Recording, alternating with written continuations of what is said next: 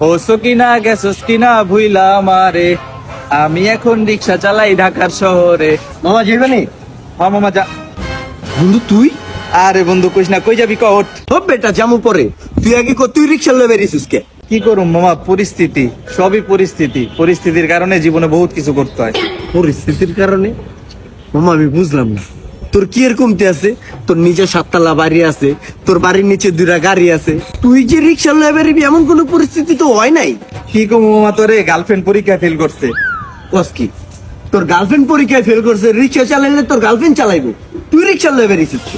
গার্লফ্রেন্ডের বাপে ডাইরেক্ট কয়ে দিছে যে গার্লফ্রেন্ড যদি পরীক্ষায় ফেল করে আরে ডাইরেক্ট রিক্সাওয়ালার কাছে বিয়ে দিয়ে দিব। এখন মামা পরীক্ষায় ফেল করে লেছে, বিয়ে দিলে তো রিক্সাওয়ালার কাছেই দিব। বিয়া করার লেগে মামা রিক্সা লয়ে বেরিয়েছি।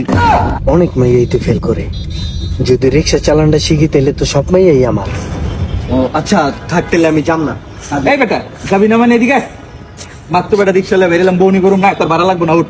আরে না মামা, আমিও নিজের লিগে একটা রিক্সা কিনতে চাইতেছি, তুই বুঝবি না, থাক। তোর গার্লফ্রেন্ড ফেল করতে? ও বাবা, মাইয়া মানুষের লিগে কই ঠিক মতো পড়ালেখা কর, পড়ালেখা করে না, ফেল করবো না তো কি করবো?